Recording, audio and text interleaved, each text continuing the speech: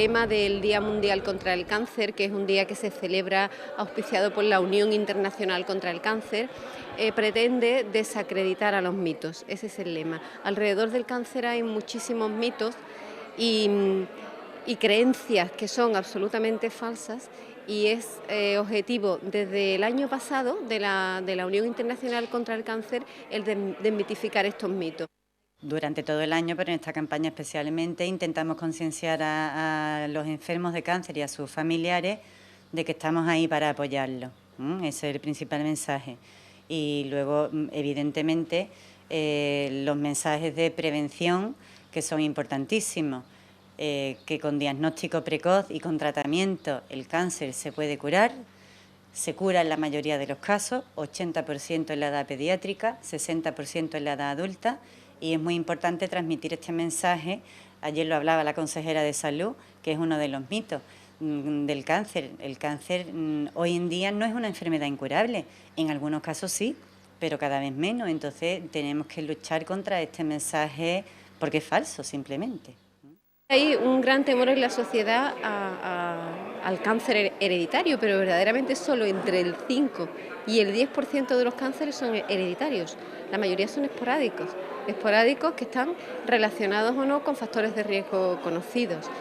Pero efectivamente para este grupo de población que tiene una mayor predisposición y en algunos casos la casi certeza de que van a desarrollar un cáncer porque están genéticamente condicionados, hay que desarrollar políticas de atención y seguimiento especiales, y por supuesto en eso también estamos, ¿no? Son las 11 menos 3 minutos de la noche. Bienvenidos si se acaban de incorporar a la lupa del Correo TV. Acabamos de despedir al profesor Bernard Soria. Son muchas las personas que nos habéis hecho llegar a través de Twitter o de Facebook, que habéis disfrutado realmente de la charla con este erudito de nuestra ciencia. A partir de ahora, durante 60 minutos nos quedan por delante, vamos a abordar a partir del cáncer. Ayer estábamos celebrando el Día Mundial contra esta enfermedad, si la crisis económica se está dejando sentir en la sanidad andaluza. Para ello, ya se los anunciaba, a las 10 de la noche contamos con una mesa de contertulio, de verdad que, experto donde los haya. María José Ortiz, muy buenas noches. Buenas noches. María José Ortiz es la jefa de Servicio de Oncología Radioterápica del Virgen del Rocío. Francisco Muñoz, muy buenas noches, bienvenido. Buenas noches. Francisco Muñoz es secretario autonómico del Sindicato de Enfermería. Juan Luis Pozo, buenas noches, Juan Luis. Buenas noches, Eli. Juan Luis es director general de Riesgos y Consultoría del Grupo Morera y Vallejo, y nuestra compañera Isabel Morillo. Muy buenas noches, Isabel. Muy buenas noches. Como saben, repite ya también como contertulia igual que Juan Luis Pozo, y ella es la jefa de Andalucía del Correo de Andalucía, y durante toda la semana ha estado haciendo un seguimiento de este asunto y ha tenido una entrevista personalizada con la consejera de Salud, María José Sánchez, por lo cual su presencia esta noche aquí suma muchísimo. Además contamos con nuestra experta en redes sociales y periodista Chantal de la Cruz. Muy buenas noches, Chantal. Muy buenas noches, Eli. Buenas noches a todos los tertulianos y también a todos vosotros que nos veis desde casa. Recordamos @lalupactv para comentar todo lo que sucede en este debate. Tenemos que contaros desde ya que ha habido muchísimas felicitaciones por la entrevista que se ha hecho con el doctor Soria, y destacaría una en concreto que resalta una frase que ha dicho el doctor, que dice que la universidad es una máquina que genera títulos, pero no es lo que ahora necesitamos. Nos quedamos con eso. Comenten. Bueno, pues entramos en el debate, María José Ortiz. Casi nadie cuestiona ya la calidad sanitaria de Andalucía. De hecho, lo acaba de decir también el profesor Bernard Soria. Somos un referente no solamente a nivel nacional, sino internacional. Sin embargo, cuando sales a la calle, y ahora tendremos testimonio de ello, la percepción del paciente deja una brecha entre esa calidad sanitaria y la calidad de la gestión o de lo que se le ofrece al paciente. Ustedes del área de oncología, ¿cómo se posicionarían en este asunto? Bueno, yo lo primero que quería comentar es que estamos aquí en torno a esta mesa de debate a propósito del cáncer. Y bueno, nada más lejos de querer crear una inquietud en los pacientes. Yo creo que lo primero que hay que decir es que estamos ante una enfermedad que tenemos que, como decía la doctora Bayo, erradicar el mito de incurable, y que por fortuna pues más del 50% de los pacientes se van a curar de esa enfermedad. Y creo que Andalucía ha desarrollado una estrategia muy interesante en cuanto al abordaje del cáncer y que ha estado adelantada a otras comunidades autónomas. en Andalucía se ha desarrollado el Plan Integral de Oncología, en el que hemos participado los profesionales. Nosotros mismos, con el director del plan, hemos sido convocados a reuniones para ver el análisis de situación, los recursos que se requerían en cada provincia y digamos que hemos trabajado conjuntamente para desarrollar esa estrategia para atender a los pacientes.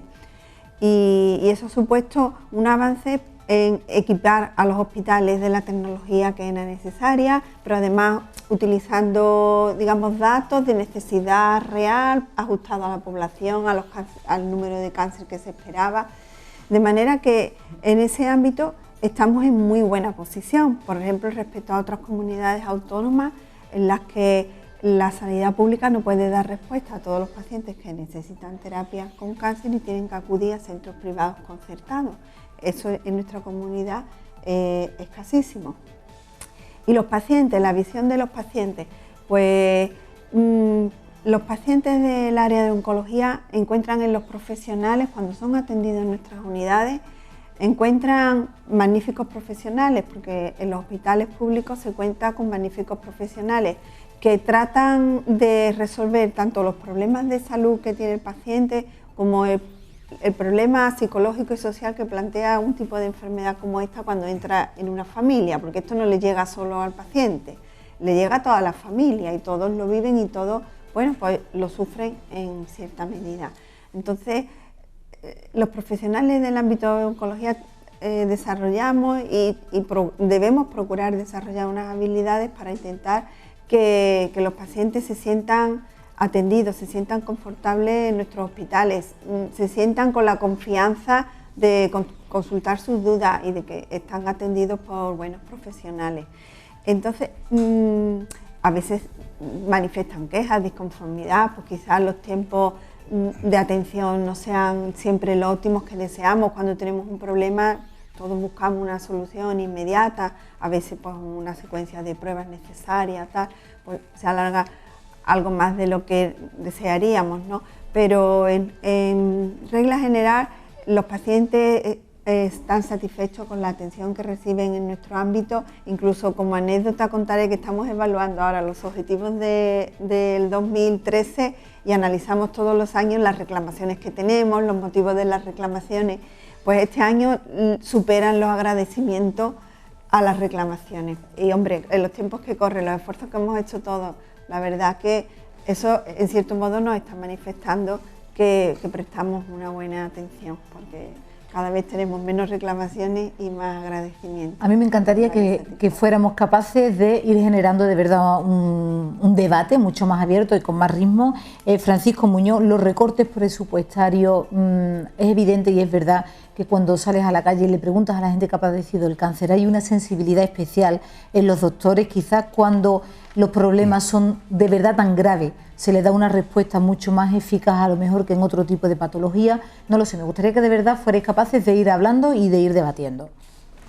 Bueno, yo no voy a contradecir a mi compañera. La verdad es que nosotros estamos convencidos de que el sistema sanitario público andaluz, si no es el mejor del Estado español, es uno de los mejores, a pesar de que tiene muchísimas deficiencias también, que sería un error no reconocer.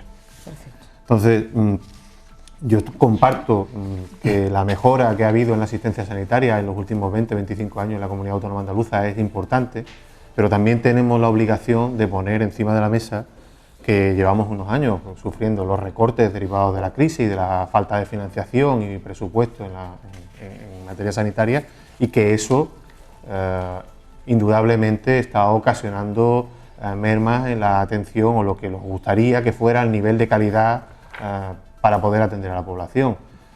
Hoy por hoy nadie puede dudar que los recortes presupuestarios que llevamos desde el año 2010 en materia de salud están afectando claramente a la atención sanitaria. Quizá hay parcelas como la oncología que quizá tiene una reserva especial, ¿no?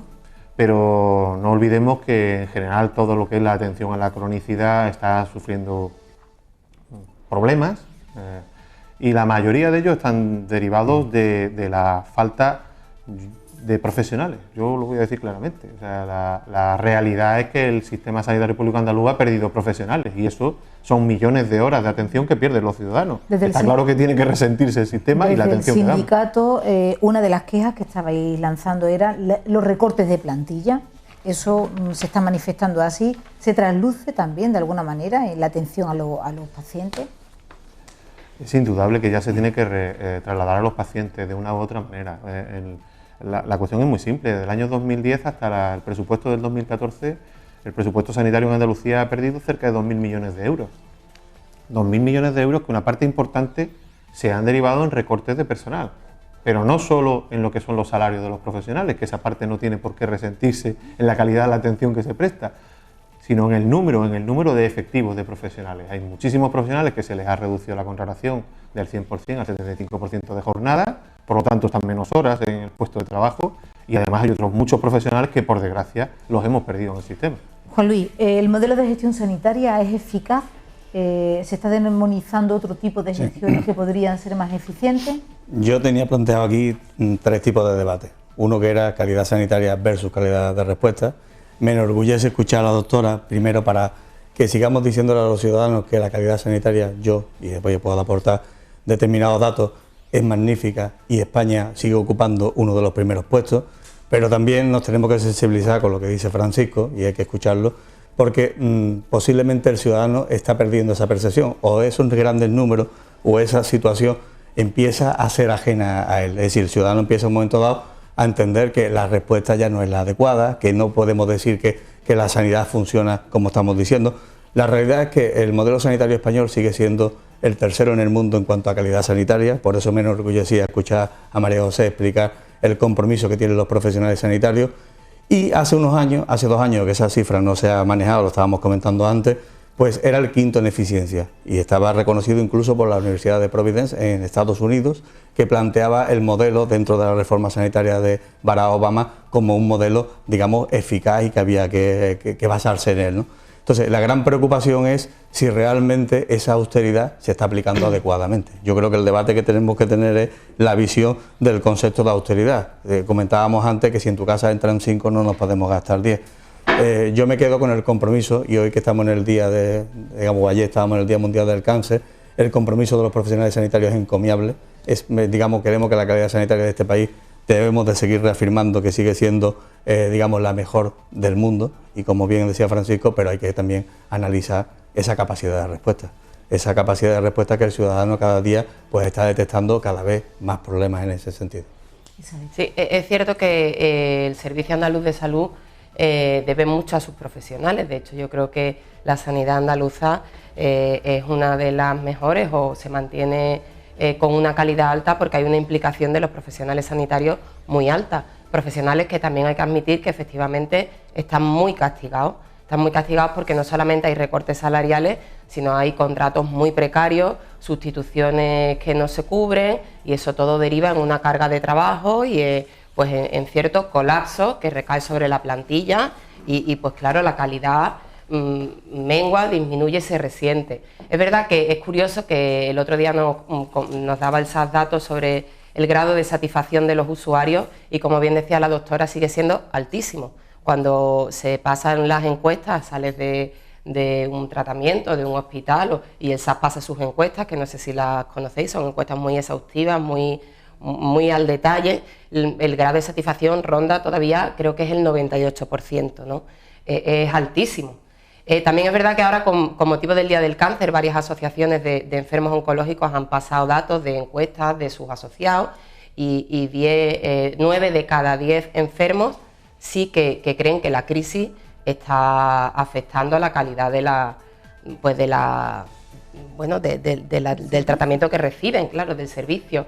Y le quería preguntar a la doctora porque ponen el énfasis en 3 cosas, sobre todo en la sobrecarga de los profesionales médicos, en el retraso que están notando a la hora de hacerse pruebas, cosa que además tenemos muchas veces quejas o llamadas al periódico, cartas, sobre el tema, por ejemplo, de las mamografías. Al parecer antes había un programa que al cumplir los 50 años las mujeres, además la detección precoz es fundamental, eran llamadas pues para realizarse pruebas preventivas parece ser que esto no está ocurriendo. Hay muchas, hemos tenido 2 casos recientes de mujeres de 2 barriadas distintas de Sevilla que han llamado, una con 52 años, otra con 54, decían que no las habían llamado, que qué estaba pasando. Efectivamente, aunque el SAS niegue que esté habiendo recortes en esos temas, y es verdad que el cáncer es uno de los temas que está blindado, la oncología, sí se está produciendo retrasos y no es igual. Y después también muestra mucha preocupación sobre el tema del copago de las ambulancias en los tratamientos, pues, de gente que viene de pueblos o de larga distancia,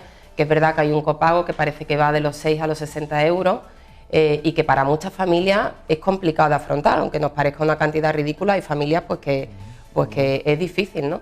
No sé si sobre estos 3 temas nos podría usted aclarar ahora mismo cuál es la situación. Sí. Pues en cuanto a los recortes y cómo afecta a los profesionales, realmente, bueno, tenemos muchos profesionales al 75%, y eso genera pues una carga de trabajo mayor para todos los profesionales. También nos han aumentado las horas de trabajo, que en cierto modo compensan el horario nuevo que tenemos con las 2 horas y media semanales más, compensa pues lo que estas personas dejan de realizar con ese 75% de jornada. Y no cabe duda que los profesionales, como empleados públicos, ha habido a nivel de todo el país una reducción de los salarios, y no es que estemos enfadados, pero bueno, estamos disgustados porque perdemos una parte de nuestro poder adquisitivo, pero en ninguna manera eso repercute en la asistencia que damos a los pacientes. A lo mejor pues estamos o menos motivados que podríamos estar en otro momento, ¿no? Pero bueno, en nuestra área es que no nos podemos permitir eso, ¿no? Y la verdad que a lo mejor pues no haya tanto entusiasmo al pedir hacer algo extraordinario, ¿no? Estamos como menos proactivos, pero en ninguna medida repercutimos nuestro enfado en los pacientes. Eso tiene que quedar bien claro.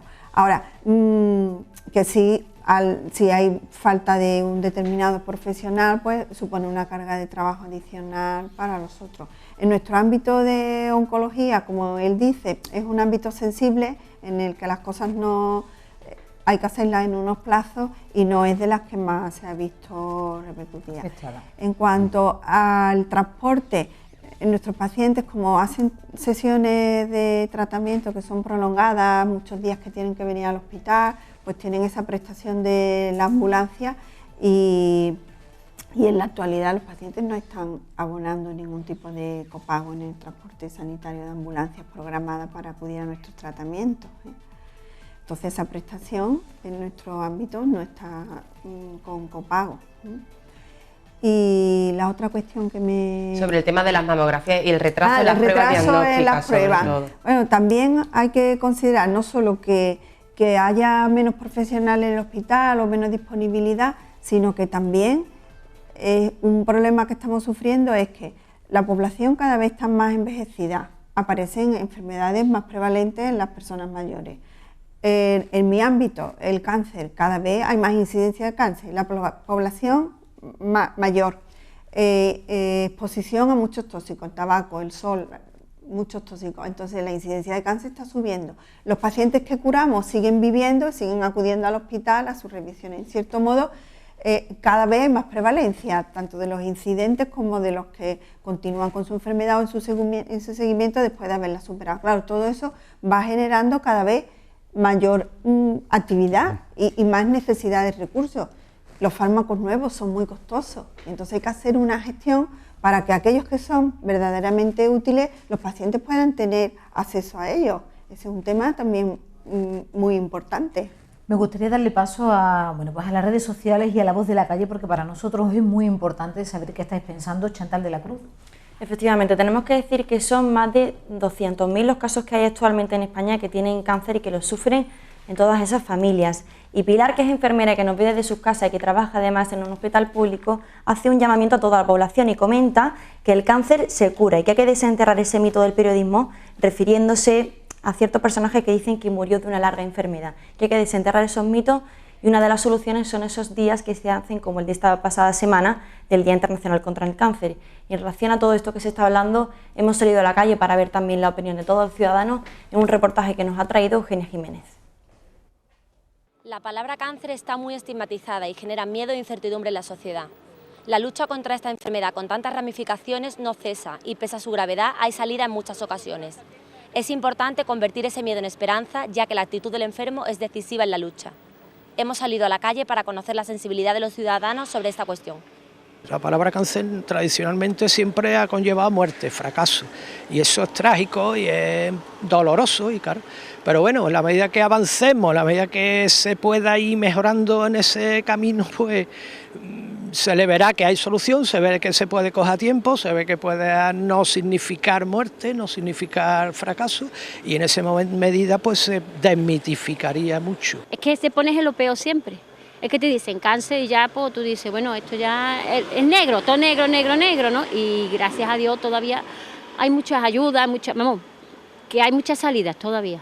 La gente ya sí está cambiando ese concepto de cáncer igual a muerte. La palabra cáncer alarma a cualquiera. Se conocen casos donde se ha vencido el cáncer de mama en muchas ocasiones, pero en la gran parte también conlleva la muerte, y sí es una palabra que se dramatiza muchísimo al tenerla. El nombre de cáncer me causa un respeto, yo digo una cosa mala, en vez de un cáncer, y es igual, pero yo, pobrecita, tiene una cosa mala. Ahora, cáncer, eso lo veo yo una palabra muy fuerte. Se sufre, se pasa mal, desgasta, pero si de cabeza estás fuerte, ganas mucho, ganas mucho. Esa ha sido una de las líneas estratégicas de este Día Mundial contra el Cáncer, plantarle cara, a hablar de la esperanza de vida precisamente después de esta enfermedad.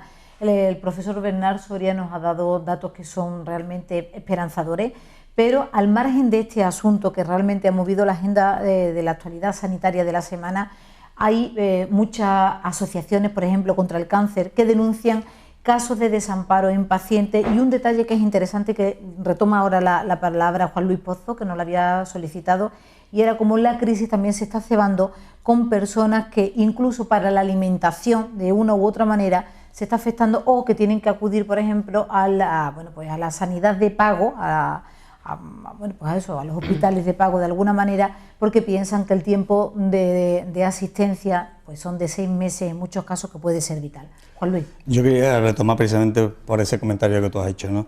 Yo creo que debemos de sacar de alguna forma fuera del debate ideológico, porque es loable totalmente. Yo creo que la sanidad pública ha sido, en este caso en nuestro país, es un éxito tremendo desde el punto de vista de que se ha consolidado. Hay unas cifras aquí que podemos dar, que si la cobertura de la población está casi en el 100%, desde el último estudio que hizo la Organización Mundial de la Salud, mientras en Alemania no llega al 85%, y está el séptimo, mientras nosotros estamos el tercero. Pero a mí me preocupa muchísimo lo que tú acabas de comentar, me preocupa muchísimo pues que de alguna forma, llevando al debate ideológico que el ciudadano no entiende de cifras, que le podíamos dar 4.000 cifras y podíamos estar discutiendo, pues no estemos afrontando un problema que sí me preocupa, que es que haya ciudadanos de primera y ciudadanos de segunda. Y para mí un ciudadano de primera o un ciudadano de segunda, que puede ser una apreciación personal equivocada, no es ni más ni menos que hay personas que no le podemos poner coto en absoluto a la necesidad humana. Es decir, la necesidad humana, cuando alguien tiene un problema, intentará solucionarlo como pueda. Pero es que hay muchas personas que no se lo pueden plantear siquiera ese como pueda. Y eso es realmente, digamos, lo que, como comentaba Francisco, es decir, la sanidad pública tiene que dar respuesta. Es decir, no podemos pensar que habrá personas que podrán ir a una sanidad privada, que es totalmente compatible y que de hecho en los modelos que mejor funcionan en el mundo, que nos pueden superar, pues están muy, digamos, integradas dentro de siendo modelos públicos 100% esa sanidad privada, pero y las personas que no se lo pueden permitir, y esas personas que están esperando una prueba, y esas personas, porque en el primer mundo, cuando estamos hablando de personas con riesgo de exclusión social, cuando estamos hablando, hay personas que dicen, oye, yo tengo un problema y me voy rápidamente, si no me lo atienden, si me dan una cita para hacerme una prueba diagnóstica dentro de 3 meses, me voy, en este caso, a la sanidad privada. A mí me preocupa que estemos perdiendo de vista que pueda haber muchas personas que no se lo pueden ni plantear, y que esas personas que no se lo pueden ni plantear, queremos saber si realmente eso es una percepción equivocada o que esos posibles austeridad o esos posibles recortes están influyendo realmente en que existan ese tipo de personas. Eso es un poco la parte del debate que yo creo que realmente le preocupa al ciudadano, no que le digamos que se gestiona mejor desde una forma pública o privada o con una concesión, no, sino que realmente, oiga, cuando yo tenga que acceder a la sanidad, el modelo sanitario que usted me está, digamos, promoviendo, realmente me va a dar respuesta, porque yo no me puedo permitir otra sanidad, habrá otros que se la puedan permitir, y eso creo que es realmente el debate que tenemos que discutir. ¿Estamos dando solución a todo el mundo? ¿Realmente es universal la sanidad en ese sentido? ¿Todo el mundo tiene acceso a la sanidad en idénticas condiciones? Yo creo que eso es el gran esfuerzo. Por ejemplo, en Japón, que aparece en las estadísticas como el país número 1, la sanidad es una cuestión de seguridad nacional. Y es sanidad pública y está totalmente integrada este modelo de que todo el mundo, cuando no puede, el Estado corre con todos sus gastos y va donde haga falta en ese sentido. Pues eso es un poco, yo creo, que el debate realmente que debemos de plantear para ver si la sanidad es verdad o nos estamos todo el mundo con la psicosis de la austeridad, que hay que aplicarla, porque si en mi casa entran 5 no puedo gastar 10, pero que realmente eso está influenciando. Hay gente que no se puede permitir y tendría que haberse hecho una prueba y no se la ha podido permitir porque ni siquiera se lo ha planteado. Yo creo que es un poco el debate y que deberíamos de discutirlo un poco por ahí. Yo lo que pasa es que sí creo que en Andalucía, o por lo menos lo que se palpa entre los ciudadanos o en nuestro entorno, o nosotros mismos como pacientes y como ciudadanos, es verdad que se acude a la sanidad privada, quien pueda, cuando son cuestiones menores. Es decir, cuando hay una enfermedad grave, como puede ser un cáncer o bueno, otro tipo de dolencia, se confía muchísimo más en la sanidad pública que en la sanidad privada. Y creo que bueno, que puede ser también un mito, pero siento que es algo que ocurre. Creo que las pruebas médicas que te hacen en la sanidad pública, bueno, pues la innovación tecnológica, las máquinas, los profesionales, los aparatos, en la sanidad pública hoy en día no puede competir en eso con la sanidad privada, perdón, no puede competir en eso con la sanidad pública.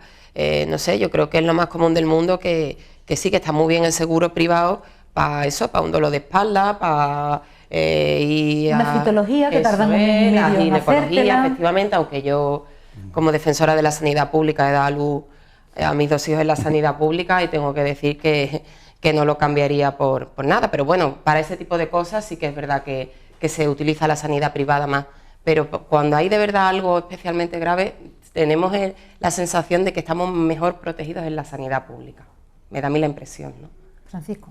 Yo creo que la mayoría de los ciudadanos tienen esa misma percepción. Es decir, con el tema del aseguramiento privado, nosotros, como organización sindical a la que yo represento, no tenemos nada en contra del aseguramiento privado y del uso libre de los ciudadanos de ese aseguramiento privado, pero desde luego sí somos firmemente defensores de un sistema público, gratuito, universal, financiado a través de los impuestos y que además sea de provisión pública, porque últimamente hay que poner esa última coletilla, que sea de provisión pública, porque en el debate ideológico en el que yo no quiero entrar hay algunos que dicen que eso es público, aunque la empresa tal es la que presta el servicio porque está financiado de forma pública, y hay otros que en el modelo andaluz tenemos una mayoría de provisión directamente pública, ¿no? Tanto del Servicio Andaluz de Salud como las empresas públicas sanitarias o las agencias públicas sanitarias. A nosotros nos gusta más, y nos gusta más no por capricho, sino porque estamos absolutamente convencidos que es el modelo que protege un valor en sanidad, en lo que es la atención sanitaria, en lo que es la salud pública, que es la equidad. La única forma de tener garantías de tener una cobertura universal y que sea de verdad equitativa es el modelo público financiado a través de los impuestos, porque como había dicho antes Juan Luis, no todo el mundo puede permitirse el seguro privado. Entonces, nosotros creemos que ese es el camino en el que hay que seguir avanzando. Otra cosa es que nuestro modelo sanitario tiene que evolucionar y quizás a veces no evoluciona a la velocidad que debiera. Es cierto que los avances científicos han cambiado mucho el panorama, lo hemos comprobado, ¿no? Con el profesor Bernardo Soria y con nuestra compañera María José, pero sí es cierto que lo que no ha cambiado es la estructura del sistema sanitario. Ha salido hace un momento el tema de la prevalencia de las determinadas enfermedades y que la esperanza de vida es mayor, y lo que nosotros creemos que es que el sistema no está avanzando hacia un modelo de atención concreto a la cronicidad que dé una respuesta más rápida, más ágil a los pacientes, para que esos pacientes crónicos, que no nos olvidemos, consumen prácticamente el 80% de los recursos del sistema sanitario, ¿vale? sean capaces de recuperar su libertad del sistema sanitario, yo le prefiero llamarlo así, es decir, su vuelta, su reintegración a su domicilio, a su vida habitual, lo antes posible, porque mientras están en el hospital están ocupando un recurso que se necesita para los pacientes agudos, con las patologías agudas. Esa atención a la cronicidad no depende tanto del hospital como de una buena política sanitaria, una buena política de salud pública, una buena política de profesionales en el ámbito de la atención primaria, una buena política de educación para la salud desde el colegio. Esas políticas son las que creo que en Andalucía todavía no hemos cogido la velocidad de crucero necesaria para implementar en nuestra sociedad. 11:24 de la noche, Chantal de la Cruz, hay una pregunta para la doctora. Tenemos una pregunta y también un comentario que llegaba a la redacción de este programa esta tarde, antes de que comenzara siquiera el debate. Desiree Rubiales comenta que la sanidad es relativamente pública en España y que muchos enfermos de cáncer tienen que recurrir a la privada para curarse por las largas listas de espera. Vamos a ver qué es lo que opinan los tertulianos. Y Carmen desde Granada hace una pregunta sobre todo a la doctora Ortiz. ¿El cáncer eclipsa a otras enfermedades como la diabetes o el Parkinson por esa alarma social que se provoca en la sociedad? Pues doctora, brevemente, sí, y nos vamos a publicidad en 5 minutos. Yo creo que no es la estrella el cáncer y que todos los recursos nos van para el cáncer. Hay también un plan de diabetes que precisamente está para la atención al paciente con diabetes. Hay otro plan de enfermedades degenerativas y neurológicas. Creo que todos llevan su parte de la tarta. Y quizás volviendo al tema, la economía, y yendo a un tema que yo no conozco de macroeconomía y todo eso, pero lo que es cierto es que una sanidad pública se financia a través de los ingresos que hay en el Estado. Si la población envejece, pasamos a tener muchas personas que ya están cobrando su pensión, dejamos de tener trabajadores jóvenes cotizando a la Seguridad Social, la bolsa no se llena y una sanidad es sostenible cuando hay ingresos para sostenerla. Quizás a lo mejor, como decía, hay que reconducir la macroeconomía y ver dónde hay que poner los esfuerzos. Cuando hay menos ingresos habrá que ver dónde hay que impulsar los recursos que hay y cómo favorecer que los ingresos aumenten. Yo creo que la solución no es tener menos, sino intentar que tengamos una población joven trabajadora que nos dé ingresos para sostener la sanidad. 11:30 de la noche, vamos a hacer un alto en el camino. En cuanto que volvamos de la publicidad, 2-3 minutos nada más, vamos a lanzar otra pregunta de debate en la que por favor de verdad nos gustaría que ustedes participaran. ¿La gestión privada es más eficaz que la pública? ¿Hay algún caso que lo demuestre así? ¿Ha tenido usted que acceder a tenerse que pagar alguna prueba por las listas de espera? ¿Se siente muy satisfecho con el tratamiento y con el servicio que le da la sanidad pública? Su opinión nos importa. Un alto en el camino y volvemos. Hasta ahora.